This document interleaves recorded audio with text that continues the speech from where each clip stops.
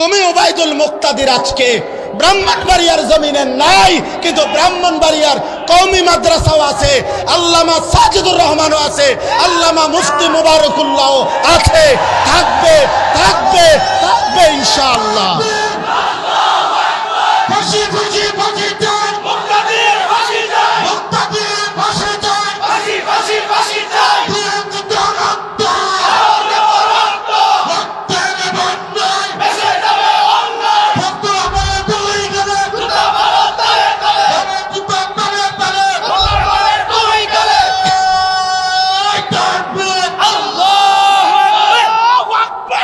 এটা ভুলে গেলে চলবে না ইনশাআল্লাহ। ইনশাআল্লাহ বলেন ইনশাআল্লাহ। হ্যাঁ, মুসলমান 16টি বছর আমাদেরকে জঙ্গিবাদ, এই সমস্ত উগ্রবাদ, এই সমস্ত শব্দ বলে বলে ইসলামের পবিত্র বিধান জিহাদ এই শব্দটা উচ্চারণ করতে দেয় নাই। অথচ আমরা স্পষ্ট বলবো, ইসরাফিলের ফু পর্যন্ত আল্লাহর এই জমিনে জিহাদ ছিল, আছে, থাকবে ইনশাআল্লাহ। 10ই মে শনিবার ফজরের নামাজের পরে সালাম ফিরায়া পাকিস্তানের মধ্যে মুজাহিদ সেনাবাহিনী ভারতের উপরে যখন আক্রমণ করেছিল, চূড়ান্ত 3 ঘন্টার ব্যবধানে আমেরিকার থেকে ফোন আসছে, বন্ধ করে দাও, পারতা না। শেষ পর্যন্ত মোদি বন্ধ করে দিয়েছে।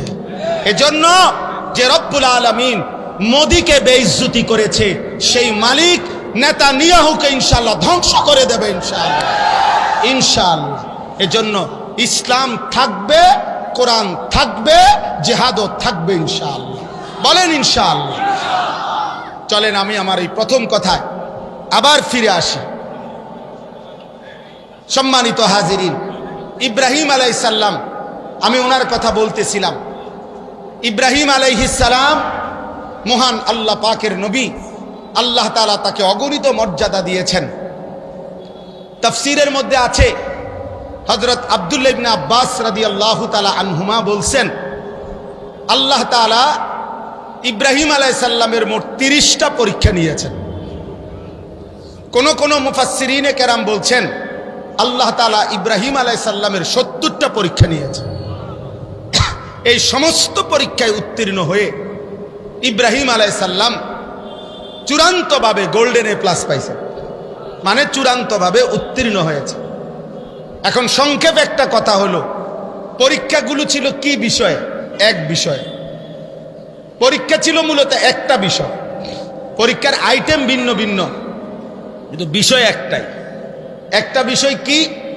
মহান আল্লাহ পাক রব্বুল আলামিন ইব্রাহিম আলাইহিস সালামের পরীক্ষা নিয়েছেন, যে একটা বিষয় শুধু দেখতে চাইছেন, ছোট্টবেলার থেকে শেষ পর্যন্ত ইব্রাহিমের কলিজায় আল্লাহ তাআলার মহব্বত বেশি নাকি গায়রুল্লাহর মহব্বত বেশি? মানে আল্লাহ ভিন্ন অন্য কিছুর ভালোবাসা 1 মিনিটের জন্য ইব্রাহিমের কলিজায় বেশি আসে কিনা, নাকি আল্লাহর ভালোবাসাই সর্বদা সর্বোচ্চ? এইটা আল্লাহ তাআলা ইব্রাহিম আলাইহিস সালামের মাধ্যমে পরীক্ষা করেছে।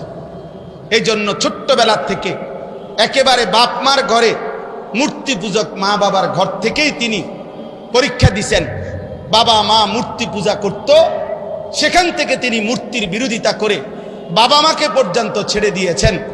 বলেছেন, কোরআনে আছে, ওনার আব্বা বলছে, ইব্রাহিম তুমি যদি মূর্তির বিরোধিতা না ছাড়ো, লা আরজুমান্নাকা, আমি তোমাকে পাথর মেরে মেরে ফেলবো, ওয়াহজুরনি মালিয়া, তেজ্য পুত্র করে দেব।